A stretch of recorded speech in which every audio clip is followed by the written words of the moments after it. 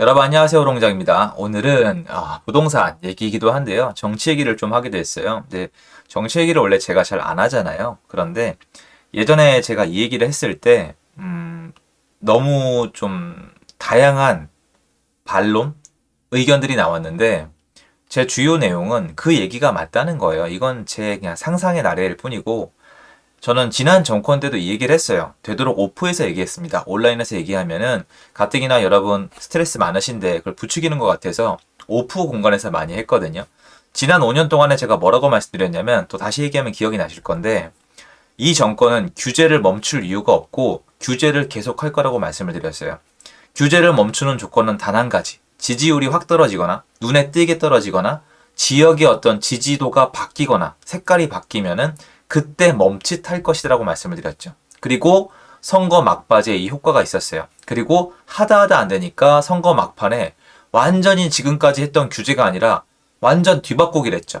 사실 여러분 이번에 대선 끝나기 전에 이번 대선 끝나면 양쪽 전부 다 규제를 푼다고 했었어요. 그런데 의외로 안 풀고 있는 것 뿐입니다. 다시 얘기해서 정치는 굉장히 우리 생각과 달리 그 당, 그 사람의 표가 얼마나 오냐 이게 중요하거든요. 그런데 지금은 그걸 논할 수밖에 없는 방향으로 너무 좀 안 좋게 얘기하면 대놓고 하셔서 이걸 좀 말씀을 드릴 테니까 여러분이 한번 들어보고 판단해 보세요. 제가 코엑스 강의에서 이 얘기를 했거든요. 살짝 했는데 끝나고 이제 오신 분들 중에 한 분의 좀 정치적으로 굉장히 여러분 이거 와주신 분들이 기억할 텐데 기다리신 분에 좀 특이한 분들이 계셨어요. 그런데 알고 보니까 정치적인 분인 거예요.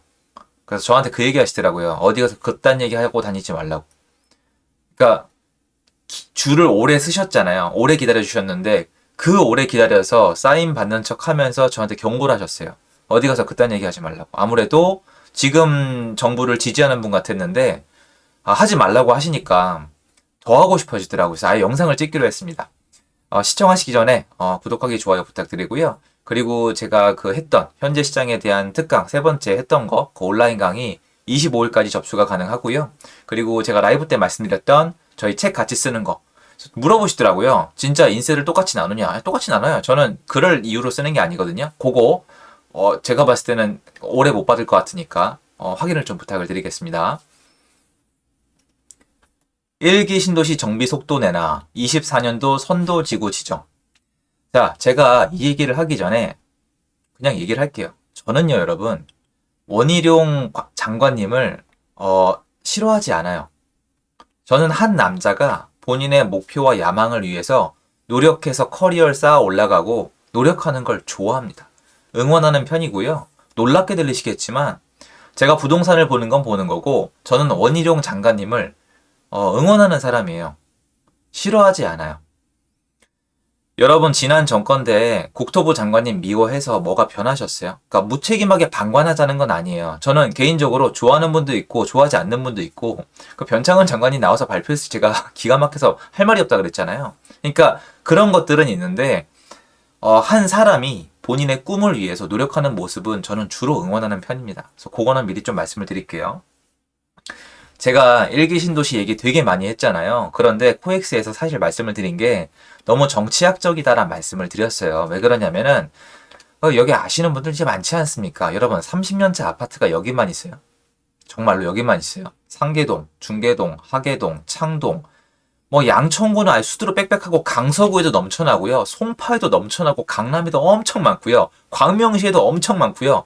전국적으로 30년째 아파트가 여러분 다 보이지도 않고 놀랍게도 얘네는 그 일부에 불과하거든요. 근데 하는 거 보세요. 1기 신도시 마스터 플랜. 이거 작은 일 아니에요. 이 마스터 플랜을 만든다는 게 보통 일이 아니거든요. 마스터 플랜 수립 24년도에 한대요. 24년도에 총선 있는 거. 이거는 말씀드릴 수밖에 없잖아요.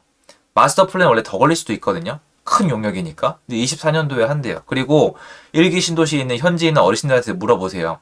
어르신들께 여쭤보면은 이거 총선 노린 거라고 똑같이 말씀하세요. 그리고 뭐 노리면 어때요, 여러분? 정치적으로 편드는 거 아니에요, 여러분. 아니, 노리면 안 돼요. 여러분, 이게 제가 확실히 밝힐게요. 지금 여당이든 야당이든 똑같이 해서 똑같이 말씀드릴 거예요, 진짜로. 아니, 정치인이 선거할 때 표를 받기 위해서 뭔가 설정하고 세팅하고 노력하면 안 돼요. 그러니까 표를 뺏기는 방향으로 가야 하나요? 아니잖아요. 당연히 할 수 있는 거죠. 그러니까 저는 정치 얘기만 하는 거예요, 여러분. 정치인은 표를 받아야 되니까. 그런데 문제는 뭐냐면 형평성이 안 맞죠, 여러분. 형평성이 맞지 않아요. 그러면 노원구는 어떡할 거예요? 도봉구는 어떡할 거예요? 광명시는 어떡할 거예요? 성남시는 어떡할 거예요? 엄청 많아요. 양춘구는 어떡할 건데요?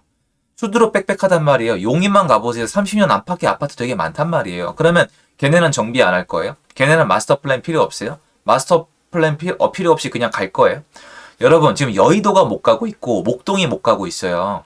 여의도, 목동보다 얘네가 사업성이 좋다? 이거는 제가 아무리 신도시를 좋아한다 해도 그렇게 말씀드릴 수는 없는 거예요. 그런데 제가 이걸 예전부터 뭐라고 말씀을 드렸냐면 지난 정권도 그래 했듯이 현 정권도 정치에 몰입할 수밖에 없다. 왜냐면 대선 때 지지율 차이가 너무 조금 났잖아요. 요만큼 났단 말이에요. 그러니까 지금 굉장히 신경을 바짝 써야 되고 총선 엄청 중요해요. 지금 야당이 162석인가 그렇잖아요, 여러분.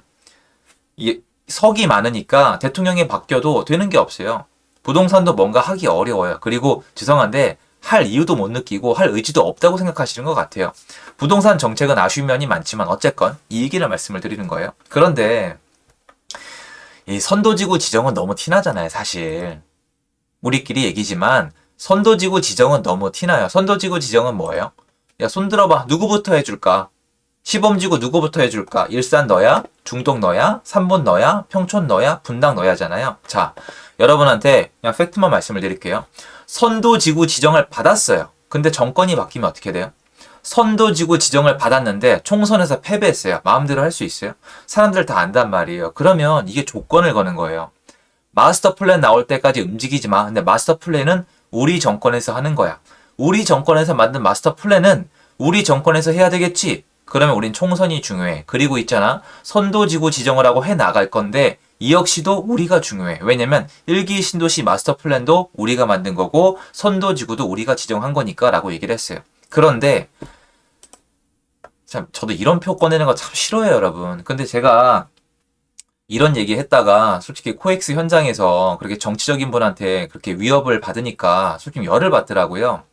보세요. 신도시 한번 볼까요? 여기 빨간색인 지역이 아시겠지만 이제 현 여당, 국힘당, 그리고 파란색인 곳이 야당, 그러니까 더불어민주당. 이렇게 지지가 낮고 차이가 거의 없는데 여러분. 1기 신도시 쭉 찾아볼게요. 고양시 파란색이죠. 보이시죠?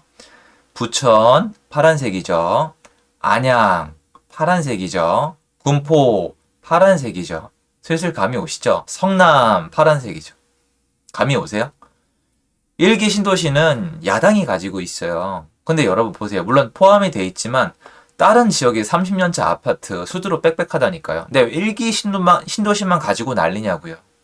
이게 장기적으로 봐야 되는 거예요. 사실 여러분 여기는 일부 지역은 가져오기 어려워요. 사실 정치란 게 그렇지 않습니까? 그런데 여기 몇몇 곳은 굉장히 파열음이 많이 난단 말이에요. 그런데 너무 대놓고 24년 선도지구 지정은 여러분 마스터 플랜을 짰으면 다 같이 가는 거고 자 여러분 요게 이해가 안 되실까요? 선도지구?